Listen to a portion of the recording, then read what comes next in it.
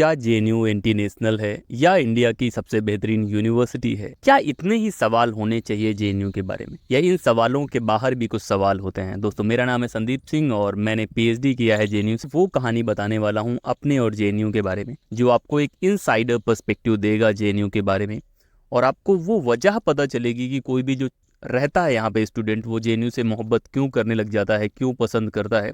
और जो आसपास के भी लोग हैं, चाहे वो आईआईटी हो या दिल्ली के लोग हों, वो जेएनयू को इतना पसंद क्यों करते हैं? क्या सिर्फ पढ़ाई एक वजह है या यहाँ कुछ और भी है? तो दोस्तों, मेरी और जेएनयू के प्रेम कहानी की शुरुआत होती है जुलाई 2015 से, जब मैं मास्टर्स के लिए जेएनयू आता हूँ सेंटर फॉर पॉलिटिकल स्टडीज़ में। और तब से लेके आज तक मैं लगातार जेएनयू से जुड़ा हुआ हूँ, क्योंकि 2 साल मैंने मास्टर्स किया 17 तक, उसके बाद 19 से लेके अभी तक मैं पीएचडी में इनरोल्ड हूँ और पीएचडी कर रहा हूँ। और इन सब को देखने के बाद, चाहे वो कन्हैया कुमार का दौर हो, चाहे फी हाइक का दौर हो, चाहे इलेक्शन के दौर हो, सब कुछ देखने के बाद जो मैं आपको बताने वाला हूँ वो आपको जेएनयू को एक नए तरीके से देखने का मौका देगा। और जो वीडियोज़ हैं वो भी जेएनयू के बनाए गए हैं। तो अब जानने की कोशिश करते हैं कि जेएनयू में क्या वजह है कि जेएनयू से आप प्यार करने लग जाएंगे। जो मेरी कहानी है उसमें है कि मैंने हिंदू कॉलेज से ग्रेजुएशन करा, उसके बाद मास्टर्स के लिए मैं यहाँ पे आया। तो पहले ही मुझे दिल्ली में रहने का एक्सपीरियंस था, हिंदू कॉलेज हॉस्टल में रहने का एक्सपीरियंस था, तो अच्छे बच्चों के साथ जो पढ़ाई में बेहतरीन है, सारी चीज़ में बेहतरीन है, उनके साथ रहने का मौका मिला था। लेकिन उसके बाद भी जब आप जेएनयू आते हैं तो जेएनयू में बहुत सारी चीज़ें आपको ऐसी मिलती हैं जो आप बाहर शायद उतना उम्मीद नहीं करते।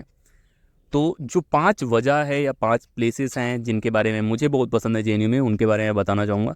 पहली जो वजह है वो है जेएनयू का मेन गेट। देखने से तो ये नॉर्मल गेट लगेगा जहाँ जेएनयू लिखा हुआ है, और वहाँ से शुरुआत होती है जेएनयू के अंदर की एक अलग दुनिया की। लेकिन वो सिर्फ एक गेट नहीं है जहाँ से आप इंटर करते हैं, वो एक गेट है जो एक दो अलग दुनियाओं के बीच में एक रास्ता बनाता है। जब आप जेएनयू के स्टूडेंट होते हैं, उस गेट से इंटर करते हैं, तो एक अलग फील होता है आपके अंदर। और जब आप स्टूडेंट नहीं होते तो शायद इंटर करते समय आपको डर सा लगता है कि हम कैसी दुनिया में जा रहे हैं। अपने मास्टर्स के पहले 2015 में शायद शुरुआती दौर में मैं एक बार जेएनयू आया था, जब मैं स्टूडेंट नहीं था। तब जब जेएनयू का जो एहसास है वो एकदम अलग एहसास है। आप यहाँ घुसते हैं एक बेहतरीन इंस्टीट्यूट से पढ़ने के बाद भी आपको डर लगता है कि यहाँ कैसे इंटेलिजेंट लोग होंगे, सारी बातें होंगी। लेकिन जब आप स्टूडेंट के तौर पे घुसते हैं तो एक प्रिविलेज सा भी फील होता है कि आपने अपनी मेहनत से कुछ कमाया है जो इस दुनिया का आप हिस्सा बनने वाले हैं। तो जेएनयू मेन गेट खूबसूरत है। रास्ते जैसे ही आप इंटर करेंगे, आपको जो बाहर की सड़कें हैं उससे एक अलग नज़ारा मिलेगा। आपको दोनों साइड पेड़ दिखते हुए रहेंगे, अंदर आप घुसते जाएंगे, आपको ये नहीं पता होता कि रास्ते कहाँ ख़त्म होंगे। लेकिन एक खूबसूरत सा एहसास होता है जब आपको पता होता है कि आप जेएनयू में इंटर कर चुके हैं, आप इस चीज़ का एक हिस्सा बन चुके हैं। पॉइंट की जो दूसरी बात है जो मुझे बहुत पसंद है जेएनयू में, वो है मेरा खुद का सेंटर, जिसे हम सेंटर फॉर पॉलिटिकल स्टडीज़ कहते हैं। शुरुआती दौर में मास्टर्स में जब आप आते हैं यहाँ पे, तो अपनी दिमाग में आपके बहुत सारी चीज़ें होती हैं कि आपने हिंदू में ये किया है, वहाँ किया है। यहाँ जब आप आते हैं तो सब एक से बढ़ के एक धुरंधर लोग में आपको बैठने का मौका मिलता है। और फिर शुरू होती है वो असाइनमेंट्स, वो टर्म पेपर और वो इतनी चीज़ें जो शायद आपको 2 साल में थका देंगी। लेकिन उस दौर में चाहे जितना भी बुरा लगता हो, लेकिन उस दौर से निकलने के बाद जब आप पीएचडी के लिए अप्लाई करते हैं, बाहर जाते हैं, आप इंटरव्यू देते हैं, तब आपको पता लगता है कि जो मेहनत वहाँ पे आपसे कराई गई थी या जितने मेहनत उन लोगों ने कराई थी वो व्यर्थ नहीं थी। जो रीडिंग्स वो देते हैं, जो रीडिंग्स आप पढ़ते हैं और पढ़ने के बाद आप आगे बढ़ते हैं, उनमें से बहुत सारी रीडिंग्स के आज भी ऑडियो मेरे फ़ोन पे मौजूद है। तो वो बेहतरीन दौर था। सेंटर खूबसूरत सेंटर है, ये स्कूल ऑफ सोशल साइंसेज बोलते हैं। उस बिल्डिंग का एक हिस्सा है और उसी में फर्स्ट फ्लोर जब भी आप जाएंगे तो वहाँ रीडिंग रूम है, लाइब्रेरी है। तीसरी वजह है इस कैंपस से मोहब्बत की, वो है जेएनयू की लाइब्रेरी। जेएनयू के पास एक बेहतरीन लाइब्रेरी है जहाँ न सिर्फ बेहतरीन किताबें हैं, बल्कि वहाँ पे बैठने की जो व्यवस्था है, जो वहाँ पे स्पेस है, वो सब खूबसूरत है। आप जैसे ही जेएनयू इंटर करते हैं आपको एक ग्रीन सा माहौल दिखेगा। लेकिन जेएनयू की लाइब्रेरी के आसपास भी आपको बहुत सारे पेड़ दिखेंगे, कुछ बेहतरीन फूल आपको दिखेंगे अगर आप अप्रैल के महीने में, मार्च के महीने में आते हैं तो। और उन सब के बाद जब आप लाइब्रेरी में इंटर करते हैं, आपको माहौल दिखता है, डॉक्टर बी आर अम्बेडकर की मूर्ति दिखती है। फिर आप इंटर करते हैं जहाँ पर रिसर्च सेक्शन है, और जैसे ही आप ऊपर जाते हैं, ऊपर किताबों का एक पूरा का पूरा भंडार है जहाँ पे जिस तरह की किताबें आप चाहें आप ले सकते हैं, छांट सकते हैं। लाइब्रेरी में यूपीएससी करने वाले भी बैठते हैं, रिसर्च वाले भी बैठते हैं, सब अपना अपना पढ़ाई कर रहे होते हैं। और अगर रात में आप 2 बजे भी जाएंगे, 3 बजे भी जाएंगे, तब भी वहाँ लोग बैठ के पढ़ रहे होते हैं। और ये खूबसूरती है जेएनयू की, जिसे जेएनयू में पसंद किया जाता है, जिसकी वजह से आपको जेएनयू से मोहब्बत हो सकती है। मेरे हिसाब से वो इंडिया कॉफ़ी हाउस है जो जेएनयू में मौजूद है। जब भी आप जेएनयू के रिंग रोड को घूमते हुए, अरावली को पार करते हुए इंडिया कॉफ़ी हाउस पहुंचते हैं, ये एक ऐसा प्लेस है जो जेएनयू में आपको थोड़ा रईस फील कराता है कि आप वहां जाके कॉफ़ी पी रहे हैं या वो। लेकिन ये एक बेहतरीन जगह है जहाँ पे आप लोगों से मिल सकते हैं, बैठ सकते हैं।